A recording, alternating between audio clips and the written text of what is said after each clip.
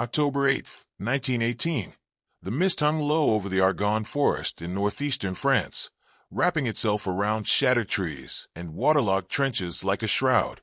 Sergeant Alvin York of the 328th Infantry Regiment, 82nd Division, stood among his surviving comrades, hands raised above his head, surrounded by German soldiers whose rifles were trained on his chest. The war had finally caught him. For a man who had once wrestled with his conscience over whether killing was ever justified, this moment should have been the end. But what happened in the next 45 seconds would defy every expectation, every tactical manual, and every notion of what one man could accomplish when death seemed certain. The Germans expected surrender. They expected compliance. What they received instead was something that would be recounted in disbelief for generations to come. The Meuse-Argonne offensive had begun on September 26, 1918, representing the largest operation undertaken by the American Expeditionary Forces during the Great War. Over 1 million American soldiers had been thrown into a brutal campaign designed to break through heavily fortified German positions and cut the vital railway line that supplied the German army's entire Western Front. The offensive was meant to deliver a knockout blow, to bring Kaiser Wilhelm II to his knees, and end the war that had already consumed 4 years and millions of lives. But the German defenders, though exhausted and increasingly outnumbered, were far from beaten. They had spent years fortifying the Argonne forest, transforming its natural maze of ravines and ridges into a nightmarish defensive network of machine gun nests, barbed wire, and interlocking fields of fire. By early October, the American advance had slowed to a crawl. Every yard was purchased with blood. The 82nd Division, composed largely of men drafted from Tennessee, Georgia, and the Carolinas, had been in continuous combat for days. They were tired, hungry, and facing an enemy that had refined the art of defensive warfare to a terrible science. Among them was a tall, red-haired sharpshooter from the mountains of Tennessee, a man who had grown up hunting turkey and squirrel in the hills around Pall Mall, where marksmanship wasn't a sport but a necessity for survival. Alvin York had been raised in the Church of Christ in Christian Union, a fundamentalist denomination that preached nonviolence and pacifism. When his draft notice arrived in 1917, York had wrestled with his faith, seeking exemption as a conscientious objector. His application was denied. During training at Camp Gordon, Georgia, York's company commander, Captain Edward Danforth, and his battalion commander, Major George Buxton, had taken notice of the young Tennessee mountaineer's exceptional shooting ability and his moral struggle. They spent hours discussing scripture with him, particularly the concepts of rendering unto Caesar and the notion of righteous defense. Slowly, painfully, York came to believe that fighting against tyranny could be consistent with his faith. He would go to war. He would fight. But he would do so with a clear conscience, believing that protecting the innocent sometimes required violence against those who threatened them. This internal resolution transformed York from a reluctant draftee into one of the most motivated soldiers in his company, though few of his comrades truly understood the spiritual journey that had brought him there. The morning of October 8th began like so many others in the Argonne, cold, wet, and filled with the distant rumble of artillery. The 328th Infantry Regiment had been ordered to advance and capture German positions along a ridge near the village of Châtel-Chihiri. The tactical importance of the objective was clear. German machine gun positions on the heights commanded the entire valley, making any American advance through the sector virtually impossible. The Germans had to be dislodged, whatever the cost. 17 men from Company G, including Sergeant Bernard Early, Corporal York, and 15 privates, were assigned as part of a larger patrol to work their way behind German lines and knock out the machine gun nests from the rear. It was dangerous work, the kind of assignment that often ended with names being read aloud at morning formation, absent men who would never answer. The patrol moved out in the pre-dawn darkness, slipping through the lines and into the tangled undergrowth of the forest. For hours they moved carefully, avoiding German sentries and observation posts, working their way deeper into enemy territory. By mid-morning they had penetrated more than a mile behind the German front lines, moving along a narrow valley that ran perpendicular to the main trenches. The forest was eerily quiet, the usual sounds of battle muffled by distance and vegetation. Then, Quite suddenly, they stumbled upon what they were looking for, but in far greater numbers than intelligence had suggested. Ahead of them, scattered across a hillside and concealed in expertly camouflaged positions, were more than 30 German machine gun nests, supported by riflemen and commanded by officers who had years of combat experience. The Americans had two choices: withdraw and report what they'd found, or attempt to complete their mission despite the overwhelming odds. Sergeant Early made the decision. They would attack. The element of surprise was on their side, and hesitation would only give the Germans time to spot them. The patrol spread out in a skirmish line and began moving forward, weapons ready. For a few precious moments, it seemed as though they might actually reach the German positions undetected. Then a German sentry spotted movement, shouted a warning, and the forest erupted in gunfire. Machine guns opened up from multiple positions, their distinctive rapid chatter echoing through the trees. The Americans hit the ground, desperately seeking cover behind logs and in shallow depressions. Within seconds, half the patrol was down, killed or wounded by the devastating crossfire. Sergeant Early took a bullet through the arm and was unable to continue commanding. Corporal Murray Savage was killed instantly.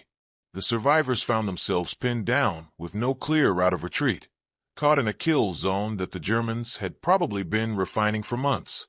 York, lying flat behind a fallen tree trunk, could hear the screams of wounded men and the incessant hammering of the German MG-08 machine guns.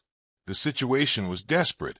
The patrol was being systematically destroyed, and within minutes there would be no one left alive. Something had to be done, and it had to be done immediately. York looked around at the 7 or 8 men still capable of fighting, realized that he was now the ranking non-commissioned officer, and made a decision that would alter the course of his life. He couldn't reach the machine gun nests from his current position. The fields of fire were too perfectly arranged. But he noticed something the Germans might not have anticipated. Off to the left, a slight depression in the ground offered a covered approach that would bring him around to the flank of the German positions. If he could reach that spot, he would have clear shots at the machine gunners from an angle they weren't defending. York turned to the nearest soldier and told him to keep the Germans' attention focused forward. Then, moving with the careful precision of a hunter-stalking game, York began working his way along the depression, crawling on his belly, using every bit of cover the terrain offered. The German guns continued to hammer away at his pinned comrades, the gunners confident they had the Americans trapped and helpless. York reached the position he'd been aiming for, a spot perhaps 30 yards from the nearest machine gun nest and slightly elevated above it. From here, he could see German soldiers moving between positions, officers directing fire, machine gunners hunched over their weapons. He could also see something else, a group of German soldiers, perhaps 20 or 25 men, who appeared to be reserves positioned in a small clearing behind the main defensive line. They weren't actively engaged in the fight, which meant they hadn't seen him yet. York slowly raised his rifle, an M1917 Enfield, and drew a bead on the nearest machine gunner. Everything he had learned hunting in the Tennessee mountains came back to him. The steady breathing, the gentle squeeze, the almost meditative calm that separated a good shot from a missed one. He fired. The German machine gunner pitched forward, dead before he hit the ground. York worked the bolt, acquired another target, fired again. Another machine gunner fell. The distinctive crack of York's rifle was different from the machine gun's roar, and it took the Germans a moment to realize they were being shot at from an unexpected direction. By the time they began to react, York had killed 4 or 5 of them, each shot precise and lethal. The machine gun fire faltered as gunners scrambled for cover or tried to swing their weapons around to engage this new threat. But York had chosen his position perfectly. The angle and elevation gave him clear shots, while making it nearly impossible for the machine gunners to bring their weapons to bear on him without exposing themselves completely. He continued firing with mechanical precision, working his way through the German positions like a man clearing vermin from a barn. The German reserves in the clearing finally realized what was happening and began moving toward York's position, rifles at the ready. They advanced in a loose formation, confident that their superior numbers would quickly overwhelm a single American rifleman. It was a reasonable assumption. What they didn't know was that Alvin York had spent his entire youth shooting moving targets in dense forest, that he could judge distance and windage instinctively. and that he had once won a turkey shoot competition by hitting 40 targets in a row without a single miss. As the Germans advanced toward him, spread out in a skirmish line, York did something that seemed almost theatrical in its audacity. He began shooting them from back to front, starting with the trailing soldiers rather than the leaders. It was exactly the technique he'd used hunting turkeys, where shooting the front bird would cause the others to scatter. But shooting from the rear allowed him to drop several before the flock even realized it was under attack. The Germans at the rear of the formation dropped one after another, and for several crucial seconds, the men at the front didn't even realize their comrades were being killed. By the time they understood what was happening and turned to look back, York had already cut down 6 or 7 of them. The survivors scattered, some diving for cover, others attempting to charge his position. York switched targets with extraordinary speed, his hands moving in a blur as he worked the bolt action, his eye never leaving the rifle sights. Each shot found its mark. Men fell in mid-stride, their weapons clattering to the ground. The entire engagement took perhaps 20 seconds, and when it was over, 15 or 16 German soldiers lay dead or dying in the clearing. The survivors were in full retreat, their discipline shattered by the shock of losing so many men so quickly to an enemy they could barely see. But York wasn't finished. He still had his M1911 pistol, a weapon he'd practiced with extensively during training. As several German soldiers attempted to flank his position from the right, York calmly set down his rifle and drew his pistol. The range was close now, perhaps 15 yards, and the Colt .45 was devastatingly effective at that distance. York fired 7 shots in rapid succession, dropping 6 Germans who had burst from cover with bayonets fixed, clearly intending to overrun his position in a desperate close-quarters assault. The 7th shot wounded a German officer who stumbled and fell, clutching his shoulder. The speed and accuracy of York's shooting was almost superhuman, the product of countless hours of practice and an innate talent that few men possessed. In the space of less than a minute, he had single-handedly killed or wounded more than 20 German soldiers. The effect on German morale was catastrophic. These were experienced soldiers, veterans of years of combat on the eastern and western fronts. They had faced artillery barrages, poison gas attacks, and mass infantry assaults. But they had never encountered anything quite like this. A single American rifleman who seemed to be everywhere at once, whose every shot was lethal, who couldn't be suppressed or intimidated. The machine gun fire had completely stopped now. German soldiers were huddled behind cover, afraid to expose themselves for even a moment. York used the lull to reload both his rifle and pistol, his hands moving with practiced efficiency despite the adrenaline coursing through his system. He could hear German voices calling to each other, officers trying to restore order and organize a coordinated response. But the shock of what had just happened had paralyzed the German defenders. Then something extraordinary occurred. A German officer, a first lieutenant from his insignia, stood up from behind cover approximately 40 yards away and raised his hands in surrender. He began shouting in German, then in broken English, calling for a ceasefire. York, his rifle trained on the officer's chest, held his fire and shouted back for the Germans to throw down their weapons and come forward with their hands up. There was a long, tense moment of silence.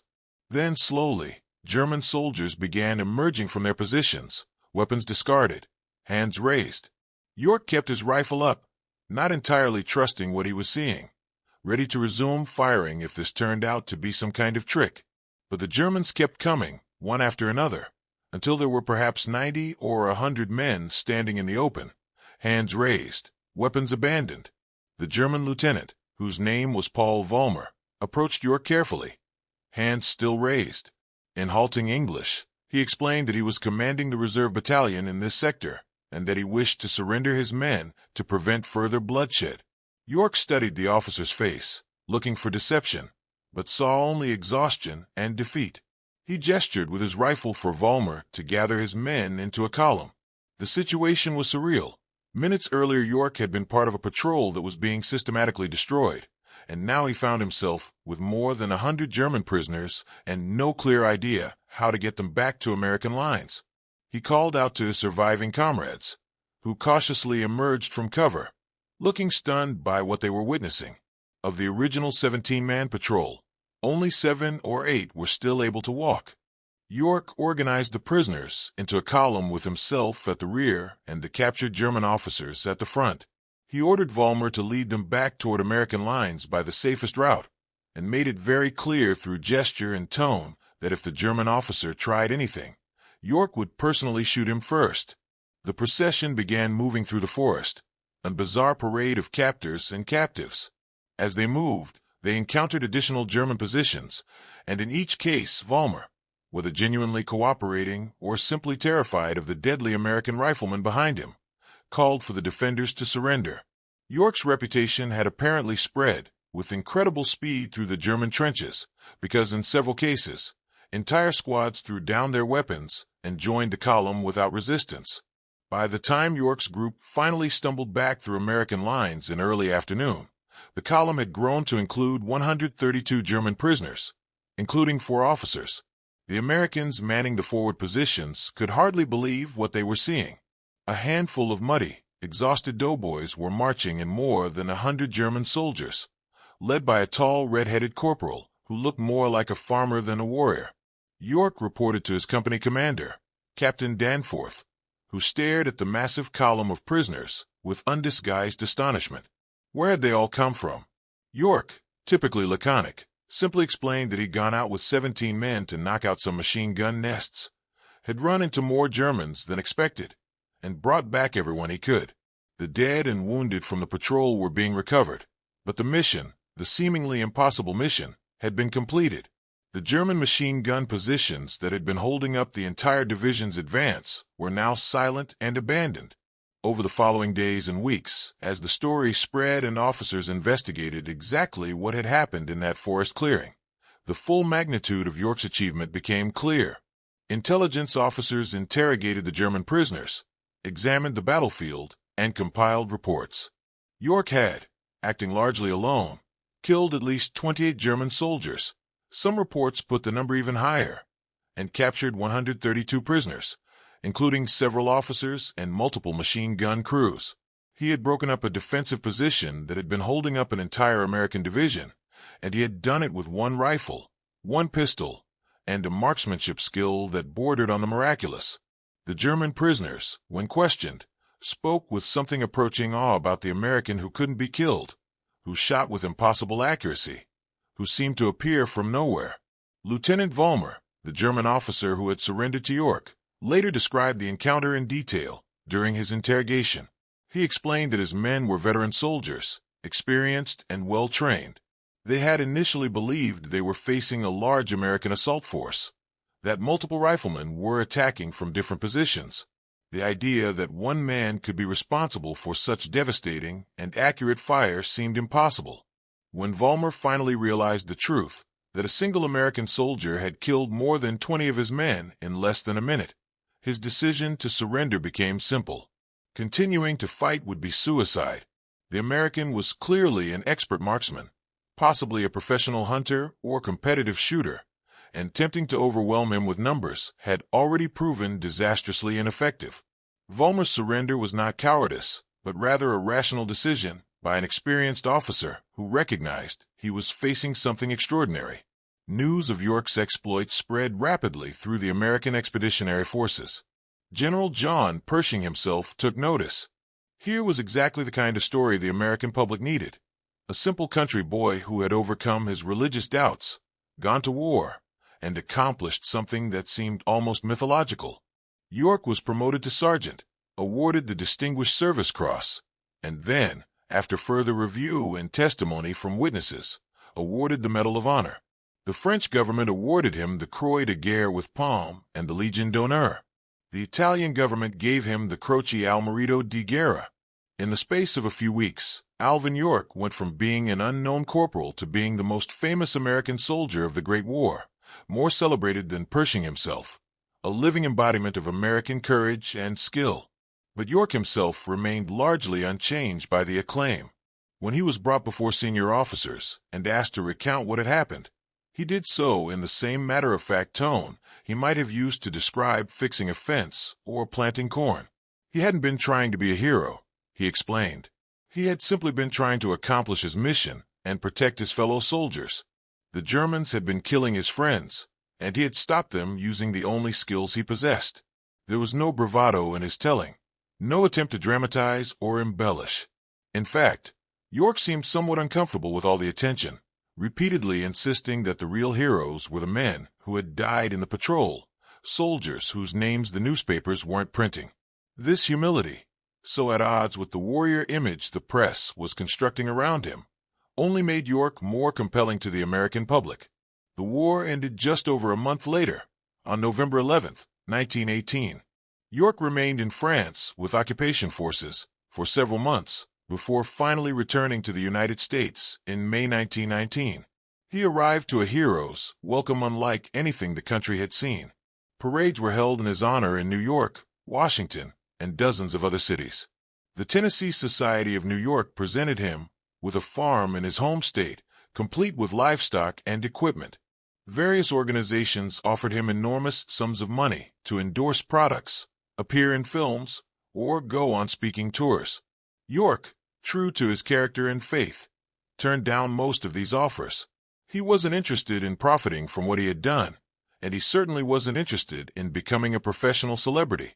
He wanted to go home, marry his sweetheart Gracie Williams, and return to the quiet mountain life he had always known.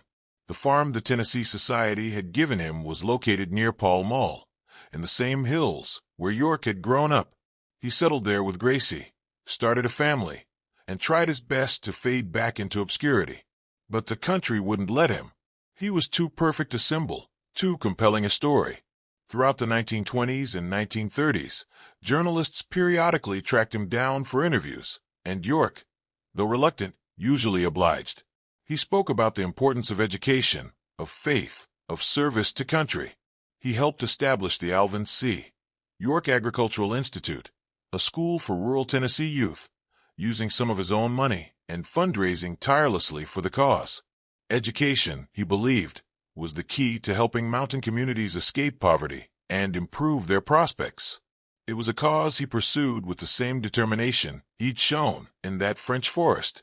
When World War II broke out, York was too old for combat, but he threw himself into supporting the war effort. He traveled the country on bond drives, spoke at recruiting stations, and encouraged young men to serve.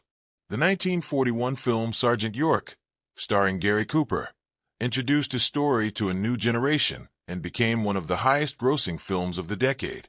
York donated his share of the profits to various charities, remaining consistent in his refusal to personally profit from his wartime service. During the war, he frequently spoke about the importance of defending freedom, of standing against tyranny, the same principles that had resolved his earlier religious doubts about military service.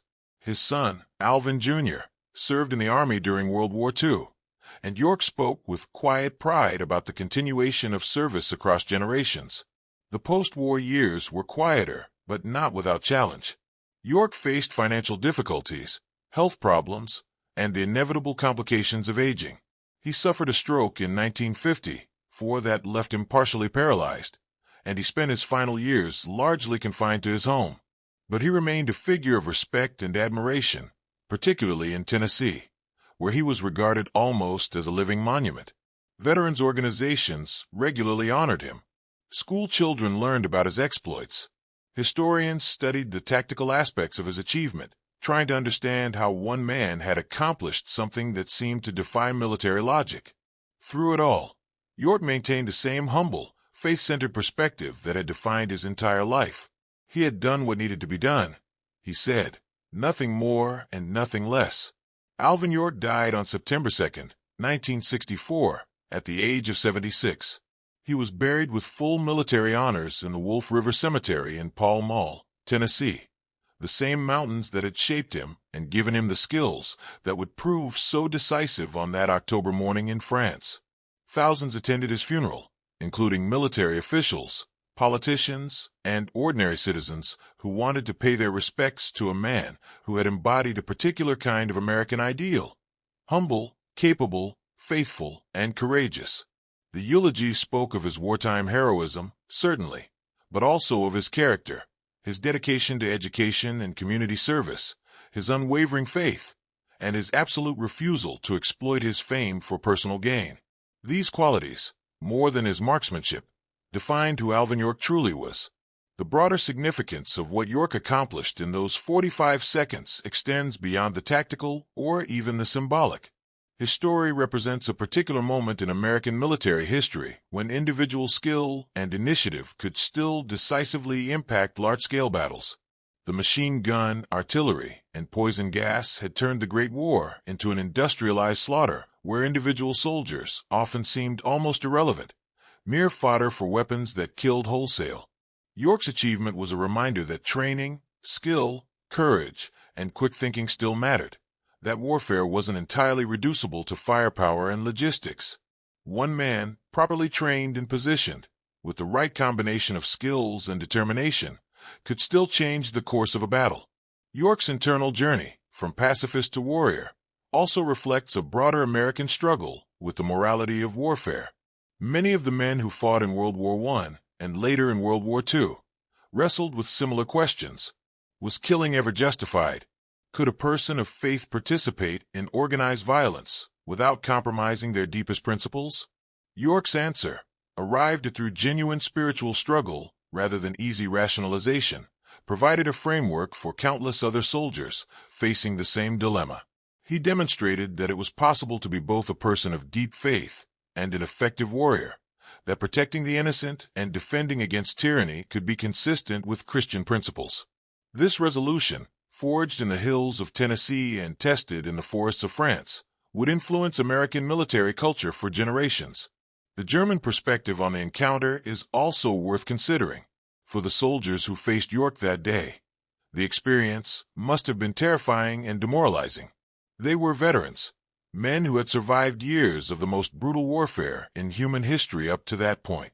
They had faced Russian, French, British, and American attacks.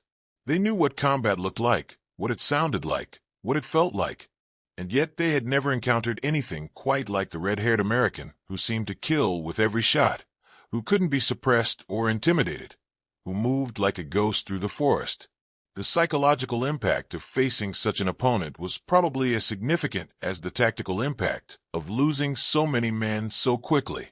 When word spread through the German lines about what had happened, it must have contributed to the growing sense that the war was truly lost, that American soldiers possessed some quality, perhaps simply the advantage of being fresh and well-supplied, that exhausted German troops could no longer match. The legacy of October 8, 1918, lives on in military training and tactical doctrine. York's achievement is still studied at military academies as an example of individual initiative, the importance of marksmanship training, and the decisive impact that a well-positioned soldier can have on a larger battle. The specific techniques he used, flanking maneuvers, selecting positions that offered clear fields of fire while providing cover, shooting moving targets from back to front, are all part of standard infantry training today. But beyond the tactical lessons, York's story serves as a reminder of why militaries invest so heavily in training individual soldiers. Technology, firepower, and numbers are crucial, but they cannot entirely replace the importance of having competent, courageous, well-trained individuals who can think independently and act decisively when circumstances demand it. In the decades since York's death, his story has been told and retold in books, films, documentaries, and academic studies. Each generation seems to find something different in his achievement. For some, he represents traditional American values, faith, humility, service. For others, he's an example of extraordinary skill applied at a critical moment. For still others, he's a study in the psychology of combat and the qualities that separate effective soldiers from ineffective ones. All of these interpretations have validity, but they all circle around the same central truth. On October 8, 1918, in a small clearing in the Argonne Forest, a Tennessee mountain man accomplished something that seemed impossible, and in doing so, demonstrated what human beings are capable of when training, courage, faith, and necessity all converge at the same moment. The final irony of Alvin York's story is that the man who struggled so deeply with the morality of killing became the most effective killer in American military history up to that point. He killed more enemy soldiers in a single engagement than any American before him, And he did it with a precision and efficiency that professional soldiers found almost unbelievable. Yet he never gloried in this achievement, never spoke of it with pride or satisfaction. For York, those 45 seconds in the Argonne were simply what duty demanded, a terrible necessity in the service of a greater good. He lived the rest of his life, trying to make something positive from that moment of violence, channeling his fame and influence into causes that helped others, education, community development, encouraging young people to serve something larger than themselves. In this sense, York's greatest achievement wasn't the tactical brilliance he displayed in France, but the way he refused to let that moment define or limit him, the way he insisted on remaining true to the faith and values that had initially made him reluctant to fight at all. The story that began with a laugh, the nervous, disbelieving laugh of a man surrounded by enemies who thought his end had come, concluded with a life dedicated to service, faith, and quiet dignity. York had faced death and emerged not hardened or embittered, but somehow more committed to the values he'd always held. The Germans who captured him expected compliance or death. What they encountered instead was something for which their training and experience had not prepared them. A man who refused to accept defeat, who possessed skills honed by a lifetime in the mountains, and who understood with crystal clarity what needed to be done and how to do it. In 45 seconds, Alvin York changed the course of a battle, altered the trajectory of his own life, and provided an example of courage and capability that would inspire generations of soldiers who followed. The laugh, if it happened at all, lasted only a moment. What came after would echo through history,